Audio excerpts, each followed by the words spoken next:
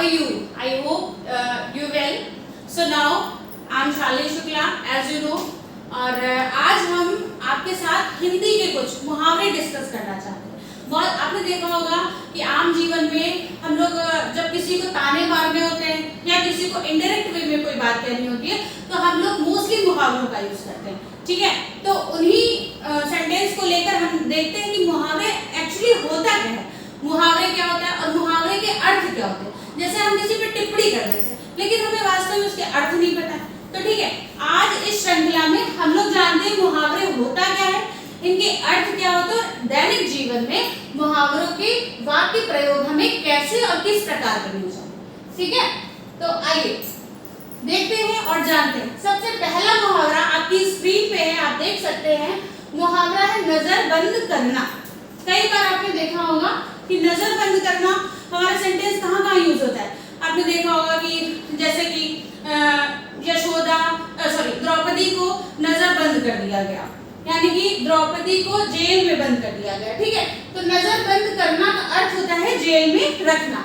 हम वाक्य प्रयोग कैसे कर सकते हैं, आप कुछ लाइनें यहाँ पर हैं जिनसे आप हेल्प ले सकते हैं और अपनी लाइफ में उसका वाक्य प्रयोग कर सकते हैं, अपनी लाइफ के लिए या किसी और की लाइफ के लिए। तो चलिए आज देखते हैं। गांधी जी को अंग्रेजों ने कई बार नजरबंद कर दिया, यानी कि कई बार उन्हें जेल में रखा गया, ठीक है। तो आइए अब हम दूसरे मुहावरे पे फोकस करते हैं। दूसरा मुहावरा है धरना देना। नहीं चलो कुछ है नहीं चलो, ठीक है। दूसरा मुहावरा है धरना देना। आपने देखा होगा कि कभी कभी डीएम बंगले के भी सामने जो है लोग बैठ जाते हैं, है ना। कभी देखा होगा आपने एसपी ऑफिस के सामने लोग बैठे हुए हैं, तो वो क्या करें, वो धरना देते हैं, यानी कि अड़कर बैठे, अपनी जिद पूरी कराने के लिए किसी जगह अड़कर बैठ जाना मीन्स धरना देना। वाक्य प्रयोग उसका करते हैं, तो जैसे कि सत्याग्रही मंत्री की कोठी के सामने धरना दे रहे थे, यानी कि जो सत्याग्रही थे वो मंत्री की कोठी के सामने बैठ गए, अपनी बात को मनवाने के लिए अड़कर बैठ गए, ठीक है। समझ में आया। अब हम आते हैं तीसरे मुहावरे पे। तो तीसरा मुहावरा हमारा क्या है, दीवारों के भी कान होते हैं। जैसे कि आपने सुना होगा कई बार कहते हैं, जब हम लोग गुपचुप बातें करते हैं तो लोग कहते हैं अरे धीरे से बोलो, दीवारों के भी कान होते हैं। दीवारों के भी कान का मतलब होता है कोई और भी व्यक्ति हो सकता है जो हमारी बात को सुन सकता है और उसका प्रदर्शन कर सकता है। तो दीवारों के कान होते हैं का मतलब होता है किसी गोपनीय बात के प्रकट हो जाने का खतरा, ठीक है। अब हम वाक्य प्रयोग करते हैं तो देखते हैं दीवारों के भी कान होते हैं, अतः तुम लोग बात करते समय सावधानी रखा करो, ठीक है। आप लोग भी समझ लीजिए, बात करते टाइम सावधानी रखा करिए क्योंकि दीवारों के भी कान होते हैं। अब हम आते हैं अपने चौथे मुहावरे पे। तो चौथा मुहावरा हमारा क्या है, थक कर चूर हो जाना, यानी कि बहुत थक जाना।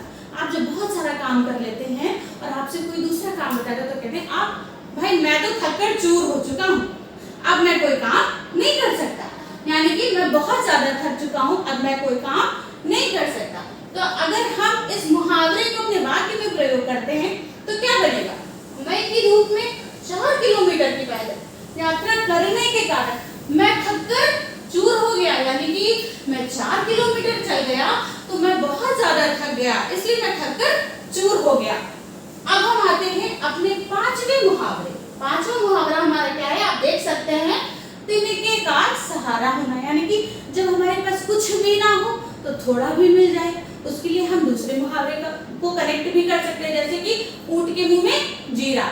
जब हमारे पास कुछ नहीं है तो थोड़ा बहुत कुछ आ गया। चलिए अब हम इस पे फोकस करते हैं। तिनके का सहारा में थोड़ी सी मदद होना।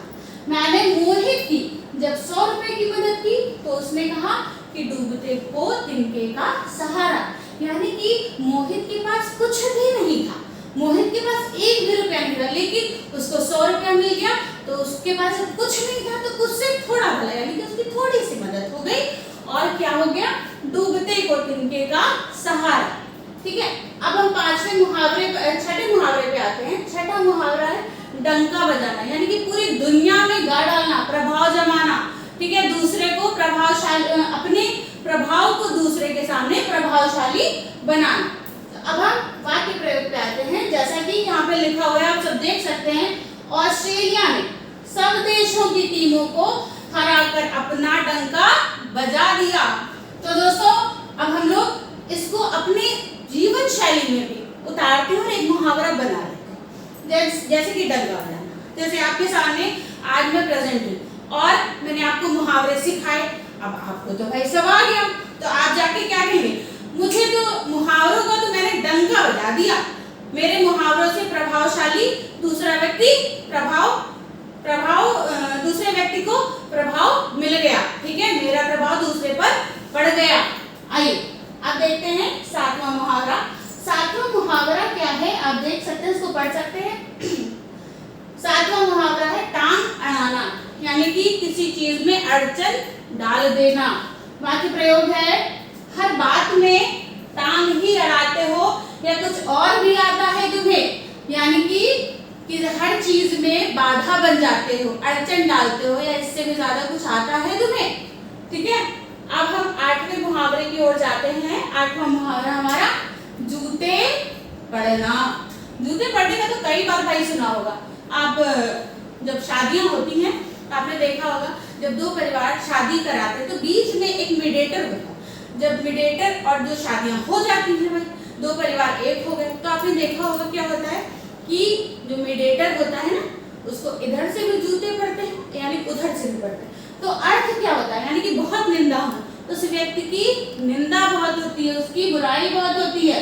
तो अब वाक्य प्रयोग हम करते हैं, अभी आपको मेरी बात समझ में नहीं आ रही है, जब जूते पड़ेंगे तब समझ में आ जाएगी, ठीक है। यानी कि जब तुम्हारी निंदा होगी, जब तुम्हारी बुराई होगी तो तुम्हें ये बात समझ में आ जाएगी। अब नवे मुहावरे पे जाते हैं, छोटा मुंह बड़ी बात, यानी कि हैसियत से अधिक बात करना।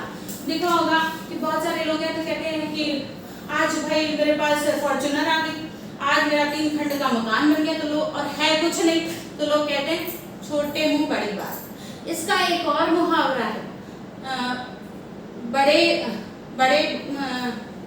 क्या है, फीके पकवान वाला, ठीक है। हैसियत से अधिक बड़ी बात दुकान करना, के फीके पकवान। हाँ, हैसियत से अधिक बात करना। तो वाक्य प्रयोग करते हैं, अध्यापक ने विद्यार्थी को समझाया कि हमें कभी छोटे मुंह बड़ी बात नहीं करनी चाहिए, यानी कि हैसियत से ज्यादा नहीं बोलना चाहिए या इसका प्रदर्शन नहीं करना चाहिए। तो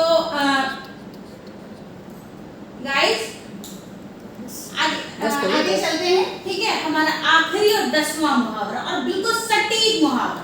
तो चलिए आइए देखते हैं।